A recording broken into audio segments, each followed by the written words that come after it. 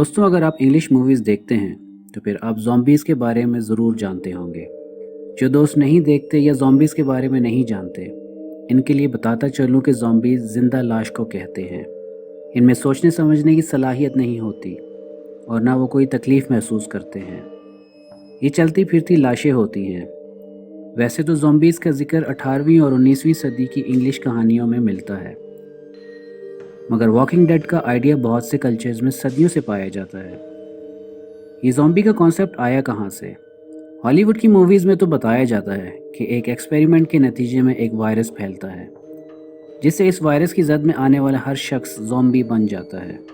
ये लोग इतने ख़तरनाक हो जाते हैं कि अगर वो किसी सेहतमंद इंसान को काट लें तो वो भी ज़ॉम्बी बन जाता है।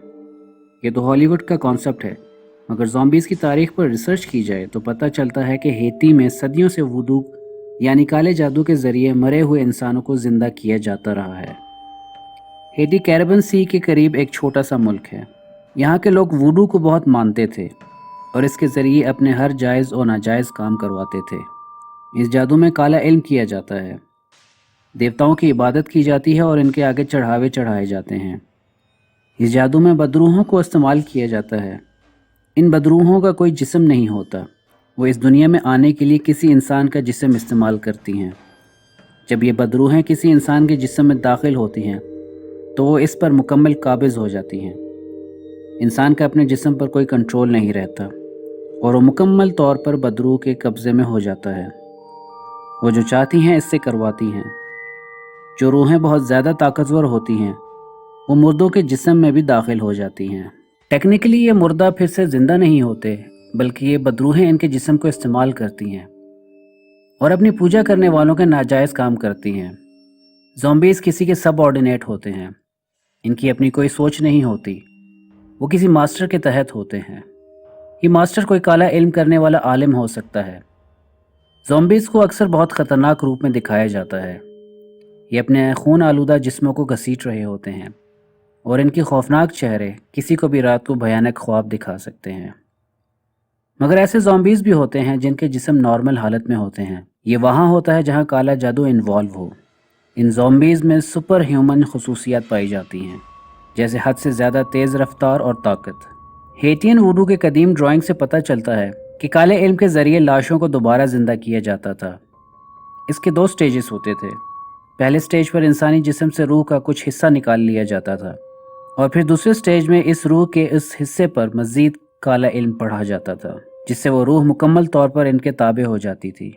वुडू मैजिक ज़्यादातर अफ्रीकन स्लेव्स पर किया जाता था। इन स्लेव्स को अफ्रीका से हेती लाया जाता था और इनसे जबरन मशक्क़त कराई जाती थी। इन्हें बहुत ख़राब हालत में रखा जाता था। इनसे सख्त मशक्क़त ली जाती थी और बदले में इन्हें सिर्फ खाना दिया जाता था। अगर कोई स्लेव भागने की कोशिश करता तो उसे मार दिया जाता था।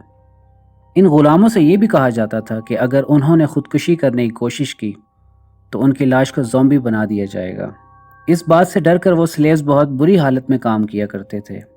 हर जुल्म बर्दाश्त करते थे, मगर कभी खुदकुशी के बारे में नहीं सोचते थे। आप मूवीज़ में जो स्पिरिट्स और भूत वगैरह देखते हैं, ये असल में बदरूहें होती हैं जो इंसानी जिस्म का इस्तेमाल करती हैं। ज़ॉम्बीज़ भी कुछ इसी तरह के होते हैं, मगर यहाँ इंसानी जिस्म मुर्दा होता है। फिल्मों में दिखाया जाता है कि ज़ॉम्बीज़ को मारना इतना आसान नहीं होता। इनको रवायती तरीक़ों जैसे गन शॉट से, पॉइजनिंग से या चाकू के वार से मारना नामुमकिन है। इनको मारने का सिर्फ एक ही तरीका है और वो ये है कि इनका सर तन से जुदा कर दिया जाए। यही एक सूरत थी जिससे इनको ख़त्म किया जा सकता था। जहाँ वुडू मैजिक इन्वॉल्व हो, वहाँ ज़ॉम्बी को ख़त्म करने का सिर्फ एक ही तरीका है और वो ये है कि इसके मास्टर को ख़त्म कर दिया जाए।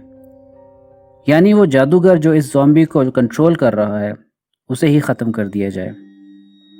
दोस्तों, इसके साथ आपसे इजाज़त चाहूँगा। अगर आपको ये वीडियो पसंद आई हो तो इसे लाइक ज़रूर करें और अगर आप हमारे चैनल पर नए हैं तो हमारे चैनल को सब्सक्राइब ज़रूर करें ताकि ऐसी मिस्टीरियस वीडियोस आप तक पहुंच सके।